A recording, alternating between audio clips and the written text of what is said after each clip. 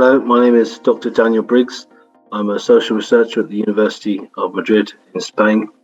Prior to March 2020, I would have normally been researching social life through the use of ethnography, which is a mixture of observation and interviews. However, when the world was plunged into lockdown, I went about submitting an online survey to as many people as I could to find out how they were experiencing the lockdowns. The survey reached in the end 2,500 people over the last 18 months. I've also undertaken 59 Zoom interviews with people from all walks of life, from different countries, different jobs in different socioeconomic positions. Undertaken over 400 hours of online ethnography in Facebook forums dedicated to COVID, as well as done standard ethnography when the time permitted in the new normal, just after lockdowns.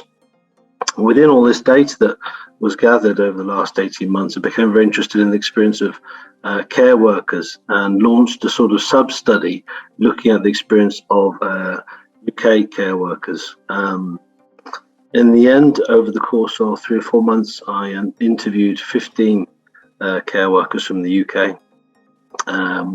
And I wanted to find out about their experience of the pandemic, given that they were already working in quite substandard, underfunded, underappreciated positions within the frameworks of the NHS and care sector, both massively underprepared for a pandemic and an infectious virus. How they dealt with the situations in which they were plunged into, as well as balancing the stresses and strains of lockdown conditions on their families. And the research understandably found some disturbing things about how these people experienced the lockdowns. The lack of PPE equipment that provided to them made their work very stressful. A lot of them contracted COVID.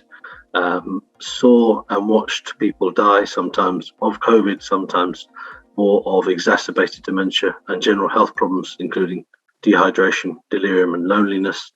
And obviously, this was very upsetting and was a major strain on their mental health. And although that they received claps at 8 o'clock every night, it wasn't often enough for them to feel just reward for what was happening, given that they had not been supported properly by the UK government. The research cohort is small. The 15 interviews obviously is not a generalizable study, but it does prize open future research into care workers' experience during the pandemic. And given the nature of the mandatory vaccine, which is now being put upon the care sector, it is a timely reminder that this population of people working in these circumstances are very important to consider, are very important to look after and ensure that they get proper support as they continue to support our elderly.